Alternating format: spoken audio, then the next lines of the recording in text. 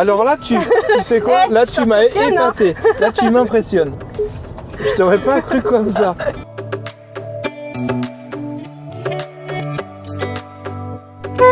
Bonjour à tous.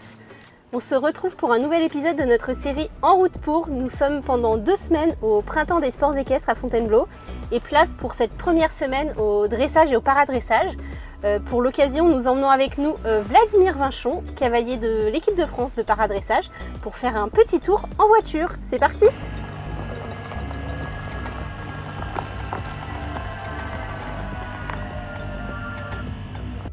Hey, coucou Elodie! Salut Vlad, ça va?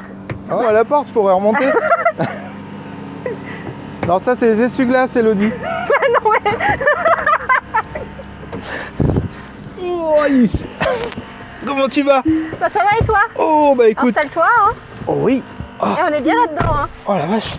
Bon, on va aller C'est pas rouler. mal. Ouais. Retour à Fontainebleau, dis-nous qu'on s'est demandé si t'allais venir ou pas, parce que t'étais quand même cassé là, depuis le début du mois. Qu'est-ce qui s'est passé? Ben, ça a été, en fait, j'ai un début d'année qui est vraiment très compliqué, là, en tout cas, début de saison, depuis le mois de mars, où j'ai eu un petit lumbago mi-février, moi même début mars, qui m'a collé au lit pendant une quinzaine de jours. Ah oui, quand même. Derrière ce lumbago, je me suis remis en selle pour pouvoir aller à Pompadour, au CPEDI de Pompadour, qui était exceptionnellement bien, parce que bel accueil, j'ai retrouvé des amis d'enfance, en tout cas de mes 20 ans. Une semaine après Pompadour, j'ai fait un petit travail, un petit stretching tranquille, et puis je suis parti en balade avec Pégase Mayenne, qui a eu la bonne idée de me faire un demi-tour, mais comme il n'a jamais fait. Ah. Et Qu'est-ce qu'il avait vu, un sanglier? bah, je ne sais rien, un fantôme, je sais pas. Mais en tout cas, il m'a vraiment déposé, je suis tombé à plat ventre, plat ventre sur la terre, bien dur. Quand même. Ouais, et là, en fait, entorse de la cheville, entorse du genou, distension des ligaments, du fléchisseur de hanche également. Donc là, la jambe gauche très handicapée, avec une jambe droite inexistante, au-delà de la prothèse. Donc voilà. Et puis, c'est quand même assez exceptionnel finalement que tu sois là ce week-end. C'est vraiment exceptionnel. J'avais vu effectivement avec Carlos, on avait des petites choses à régler tant avec Pégase Mayenne qu'avec moi. Donc rééducation un peu intensive. Donc là, depuis 2 semaines. bah écoute, en une semaine j'ai revu je vois 2 kinés différents par jour.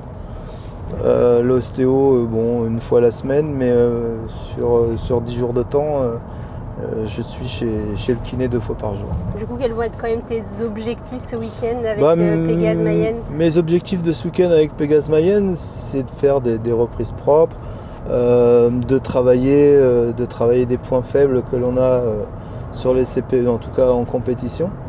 Et puis, alors je te dirais pas d'améliorer les points forts, parce qu'on va se donner je vais me donner en tout cas des limites. Ça, je l'ai déterminé avec mes kinés, en tout cas sur mon implication physique. Tu vas prendre un peu le temps d'aller voir les dresseurs? Bah, écoute, oui, bien sûr, j'ai déjà commencé. Et puis j'ai la chance d'avoir un petit cheval noir qui est de boxe à côté de moi, qui n'est autre qu'un champion d'Europe en titre. Ah, tu es à côté de Zonic, donc... On a la chance d'être à côté de Zonic. Et puis voilà, de pouvoir échanger également avec Justin. Parce que voilà, c'est quelqu'un qui parle français, on n'a pas cette barrière de la langue. Et waouh, c'est un honneur de pouvoir échanger avec lui. Et puis c'est aussi... quelle belle équitation. Ça motive à faire la même chose, hein. Ça motive à faire la même chose. J'ai bien dit à Pégase Mayenne, regarde, prends-en de la graine. Mais on a quand même un grand plaisir, un honneur aussi de participer à ces grandes manifestations, à être là, à être quand même on est présent et on ne passe pas inaperçu non plus, puisque bon, quand même, dans l'organisation d'un tel événement, on est présent. Exactement. Donc toi, t'aimes bien revenir à Fontainebleau tous les ans? J'adore revenir à Fontainebleau. Alors Fontainebleau, c'est aussi pour moi beaucoup de souvenirs parce que j'ai fait mon armée à Fontainebleau au CSEM dans la section course parce que j'étais jockey à l'époque, jockey d'obstacle. J'ai eu la chance, je sais pas, mais en tout cas j'ai monté en course pour l'armée, pour le CSEM. J'ai gagné ma dernière course, mon dernier steeplechase chaise. Je l'ai gagné à Waregem, la veille de mon accident. Voilà, pour moi c'est aussi ça me touche parce que aujourd'hui il y a certes le paradressage, mais je dirais le noyau c'est les courses. Et les courses j'en fais toujours partie, étant ami de grands jockeys encore actuels, d'entraîneurs, de drivers. Voilà, j'ai eu la chance l'année dernière de faire lors d'une course de groupe 1 une démonstration sur la piste d'Auteuil sur la ligne d'arrivée avec Pégase Mayenne. Aujourd'hui, je suis toujours accompagné d'ailleurs par le milieu des courses, par un entraîneur qui est Charles-Antoine Marie, qui permet en tout cas à Pégase Mayenne de bénéficier de la balnéothérapie. À gauche ou à droite? Qu'est-ce qui t'inspire? Moi j'irai à droite, il va bien y avoir un point un jour. En région parisienne, ils font pas que des feux en fait. A priori, du côté de Fontainebleau aussi. Apparemment. Ou alors si c'est vraiment ça, va tout droit, il y a des champs de colza là-bas pour faire le tour. On a un 4x4, c'est bon. C'est bon. Mais en fait, finalement, toi, tu as vraiment un parcours hyper riche. Tu touches à tout, c'est ton avantage. Ouais. Et c'est ça qui t'aide dans ta discipline actuelle de haut niveau, le paradressage. Enfin, j'imagine que chaque expérience que tu as, tu t'en inspires et tu t'appuies dessus pour t'améliorer en paradressage ou... C'est tout à fait ça. C'est tout à fait ça parce que tu vois, j'ai vécu de belles années avec de bons chevaux, avec des chevaux de fin de carrière, avec de nouveaux chevaux et j'ai toujours été présent, je me suis toujours donné les moyens. J'ai aussi essuyé des mauvaises saisons. 2025 pour moi a été une saison qui était mauvaise, mais qui néanmoins m'a été bénéfique. D'accord. Parce qu'elle m'a permis de me remettre en question. Je suis une personne qui prend beaucoup d'initiatives, qui prend beaucoup de décisions, qui peut être très impulsif. J'ai eu la chance de faire une très belle rencontre avec Flore Terrasse, qui est donc notre préparatrice mentale, qui m'a beaucoup fait grandir. D'accord. Qu'est-ce qu'elle t'a apporté? Elle m'a apporté de la sérénité, elle m'a apporté ce fait de pouvoir se contenir, de réfléchir, plutôt que de foncer tête baissée, de rentrer dans l'art. Chose que je sais très bien faire, que je peux reproduire même encore parfois. Il y a des moments où je perds pied et je me dis on peut tourner à gauche et faire demi-tour. Tu crois? Mais écoute, trop tard. Je sais pas, ça m'inspire pas. Ça m'inspire pas, j'ai l'impression que ça nous éloigne. Ok, mais c'était pour faire demi-tour. Ah oui. Mais bon voilà. Après Flore, c'est vrai. Non mais là on va à Lyon là. En fait, on va équiter un petit peu en avance. Écoute, ralentis parce qu'on va arriver un peu trop tôt. Tout ça t'aide pour l'objectif 2026 qui va être Aix-la-Chapelle quand même, gros objectif j'imagine. Ouais, très gros objectif. L'idée c'est vraiment de sélectionner l'équipe pour les Jeux de Los Angeles. Après, adviendra ce que pourra d'ici ce temps-là, de l'eau va couler sous les ponts. Mon objectif pour moi c'est ma fin de carrière quand même. Ah ouais? Ouais, ma fin de carrière parce que j'ai passé beaucoup de temps, en tout cas j'ai donné beaucoup de temps au sport de haut niveau. D'accord.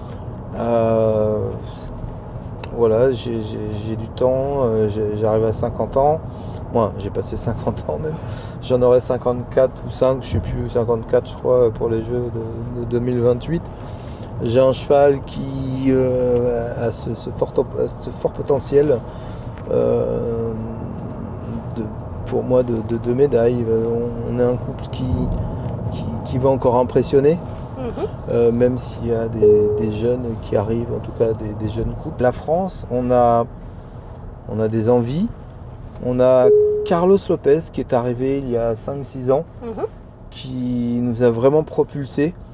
et en tout cas qui continue à avoir cette exigence. Le paradressage français doit ses résultats à Carlos Lopez, j'en reste persuadé, car un grand homme de cheval, il a ses compétences aussi en tant que juge, en tant qu'entraîneur. Il peut coacher effectivement sur plusieurs continents, etc., etc. Il y a un vrai esprit d'équipe. Ouais. Aujourd'hui, il y a un noyau qui est fait depuis un certain temps avec un trinôme de cavaliers. Quelque chose qui, encore une fois, qui n'est pas exhaustif et au contraire, j'espère que ça va nous pousser un petit peu aux fesses pour ne pas s'endormir.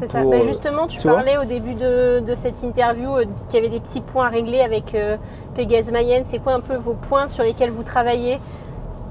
Aujourd'hui, on a un Pégase Mayenne qui est un petit peu flemmard. Il vous reste quelques concours d'ici les championnats du monde. C'est quoi la suite de la saison? La suite de la saison. Pour finir ta rééducation après Fontainebleau. Moi, il y a un petit peu de repos.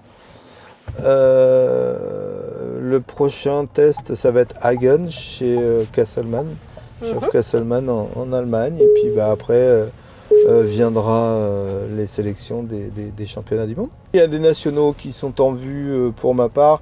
Alors je sais que Pégase Mayenne est un cheval qui aime bien, qui n'aime pas, on va dire, avoir des concours trop rapprochés. D'accord. C'est un cheval, comme je te dis, qui se lasse énormément. Et il faut pouvoir l'égayer. Il faut pouvoir lui donner un petit peu de peps dans les yeux et de se dire pas les petites pistes, parce qu'il s'ennuie même en concours. Et c'est un cheval qui, quand je le garde un petit peu à la maison, en tout cas à l'entraînement pendant 3-4 semaines, quand il sort, il aime bien se montrer. Je découvre encore mon cheval. Il y a des petites choses que je découvre encore. Comment tu décrirais un peu votre relation C'est un cheval qui, quand il m'entend arriver dans les écuries, il sort la tête, il a les oreilles droites, il me regarde droit dans les yeux, et c'est fusionnel quasiment avec quand on parle de couple dans notre milieu de l'équitation. C'est quelque chose que je prends au sens propre du terme en fait avec ce cheval, parce que il est exceptionnel. Moi, voilà, j'adore ce. On parle d'un cheval d'une vie, et pour moi c'est lui. D'accord. Ouais. J'ai connu énormément de chevaux, j'en ai monté énormément en course, et ce cheval a su, je dirais, changer plein de choses. Alors, au-delà de moi, c'est un cheval familial. C'est un cheval je le compare un petit peu, tu vois, à Balou. Ce gros nounours, là, comme ça, qui vient et qui fait des câlins à tout le monde et qui est l'ami de tout le monde, en fait. Elodie, écoute, merci beaucoup pour cette interview, c'était chouette. Ouais, génial. Oui, merci beaucoup. On se recroise dans le week-end. Ouais, tout à fait. Et puis, écoute, on a du beau soleil et tout, donc on ne sera pas à l'abri dans les tentes. À bientôt. Allez, salut. Merci Elodie, ciao. Oui.